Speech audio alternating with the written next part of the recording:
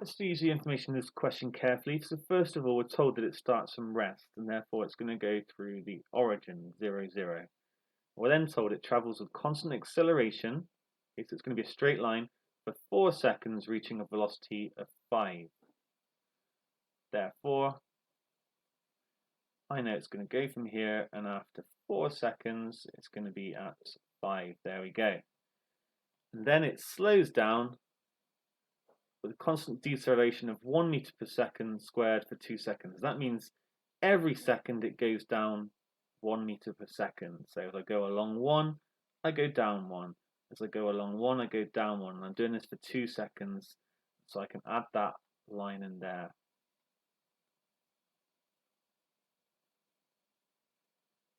Now another way of thinking about it, and I think I will talk about it, is the fact that acceleration is equal to the change in velocity over the change in time. You might prefer to use this formula, because that means the change in velocity is equal to the acceleration times by change in time, and that's going to be 1 times 2, and so we see that over the 2 seconds we are accelerating at 2.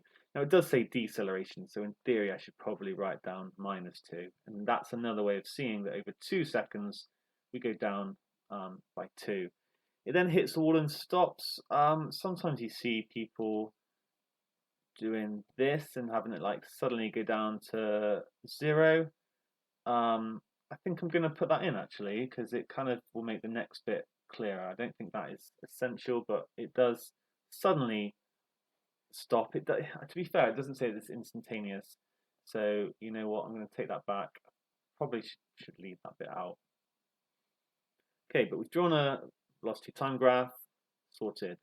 Work out the total distance travelled by the toy car. How do we do that? Well, it's actually the area under the graph.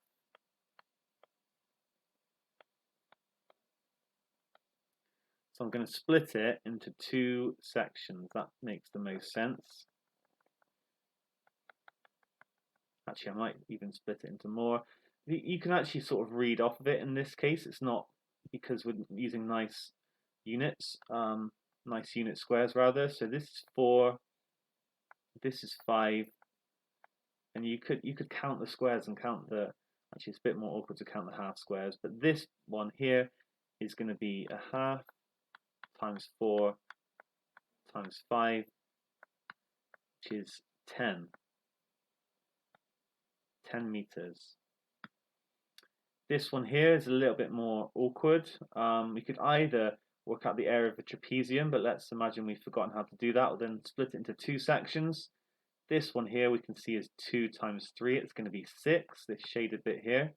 Let me just shade it the bits I've calculated. I've calculated this bit in red. I've calculated this bit in green.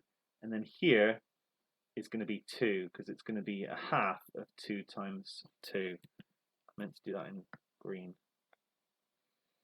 So overall, I've got 10 plus 2 plus 6 is 18 meters.